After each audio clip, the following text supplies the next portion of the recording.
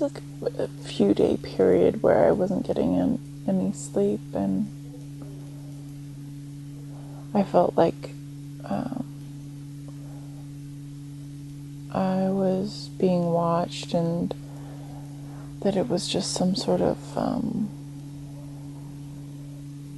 it just felt to me like I wasn't in on the joke, and everybody around me was sort of playing along and not being truthful and just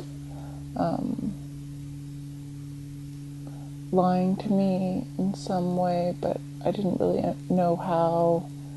But I just had this feeling that people around me were not who they seemed to be, or everybody was just playing a part, and I was sort of the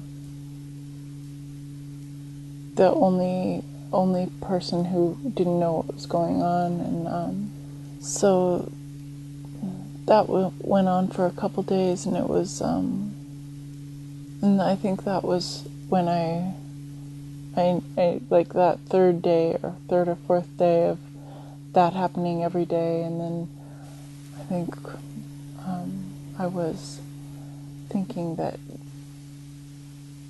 like the person that I needed to confront about it, and I needed to call him up and talk to him and just yell at him and tell him, you know, I'm on to you, and you know, you better tell me what's really going on, because I know that what's actually happening isn't real, and this can't be what's actually going on, and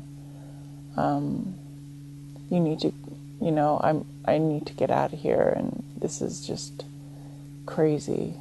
And as I was thinking it, I knew that it wasn't real at all, and what I was feeling, like on a really, like, I just felt that to my core, that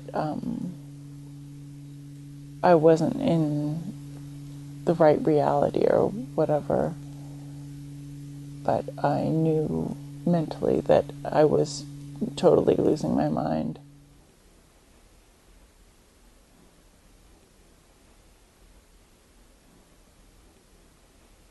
I do a lot of praying. I'll vent to a friend or to my spouse, but then I also have rage that comes out sometimes.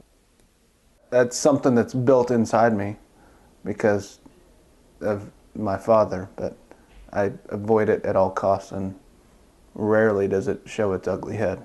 I've been told that from the day I was born I'm exactly like him. And I know I am. I've known it forever, that I'm exactly like him. And I fight being that person every day of the week. And I catch myself because I know I'm like him. And if I start to treat like that, I kick myself in the ass and say, stop it. But I don't usually yell at anybody but my wife or kids if I were to yell. Now it happens 5 times a year, but it happens. And it's usually for something, no big deal. And Audra will call me on it too. She knows. I've told her to. Because she knows that I fight that person every day of the week. Because I don't want to be him. So I'm the anti-him. So I am my father's son and fight that urge every day of the week.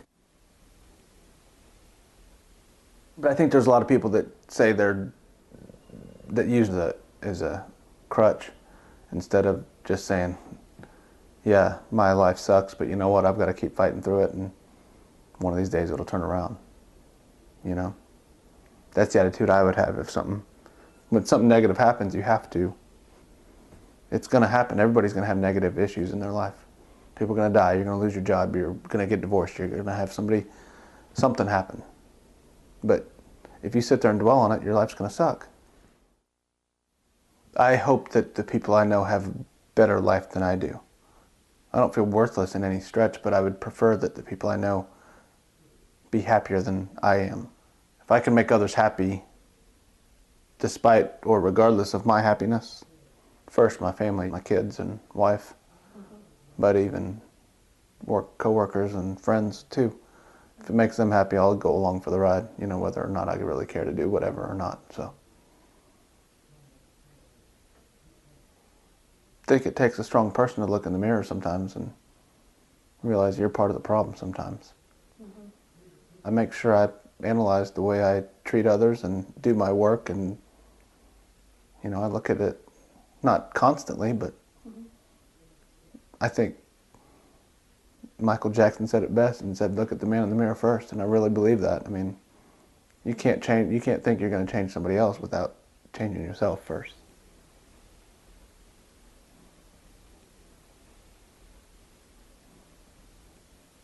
Probably middle school.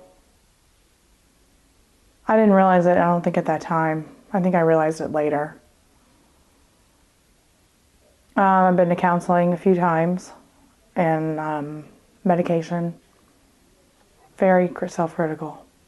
Anything I may do wrong or think I may do wrong or say wrong, the way I look, my weight,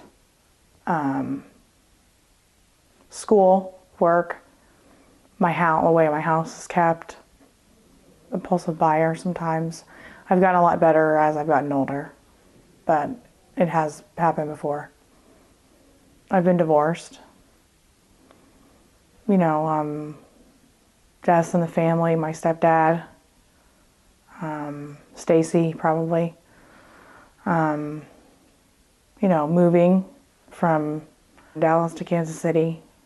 My husband, Terry, being gone for a year.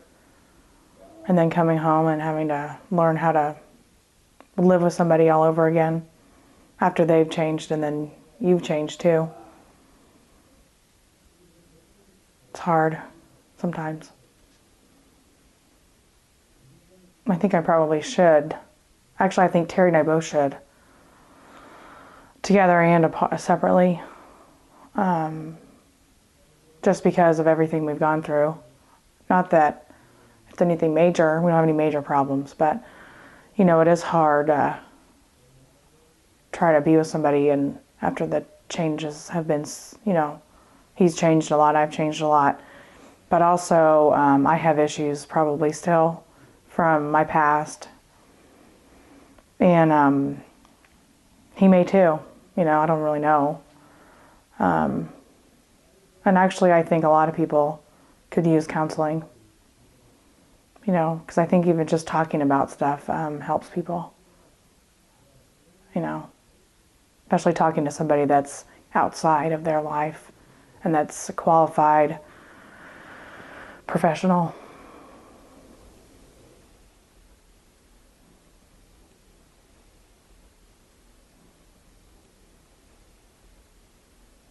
I could tell you, I'd had those kind of, feelings, really bad, anxious thoughts, or having a thought of maybe it'd be better if I was gone or whatever, there was times when I just didn't want, I just would get up in the morning, I'd get in the shower, and I would just I'd be in the shower for 20 minutes.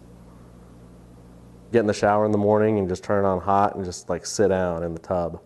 And just let the water fall on you and just be like, oh, geez, this sucks. I don't want to do this. This sucks. I don't want to do this. And you just know when you stepped out of the shower that, the day is really actually starting now. Even though you're still buck naked, you still got to put on your clothes and do your hair and step outside and go to work, Just didn't want to do it. When I was working at Clipper magazine, I think that was the worst I ever felt. And it was, it just sucked. I hated it. And yeah, there were times I just was like, man, maybe I should just fucking blow my head off. This really fucking sucks.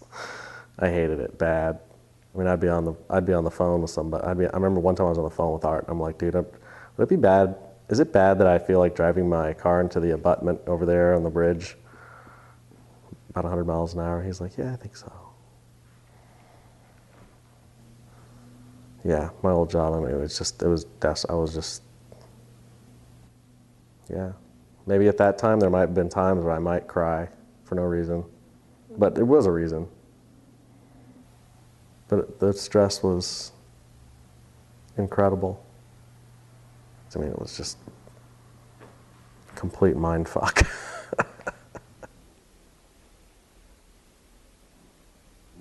And since I think back on it sometimes, and I'm like, how come you tie so much of that to, you know, what you do for work or whatever? But it is a big part of your life, yeah. But, you know, I think I've always been somewhat of a worry, or I don't know why. But I've always thought I am, and I mean I know I am.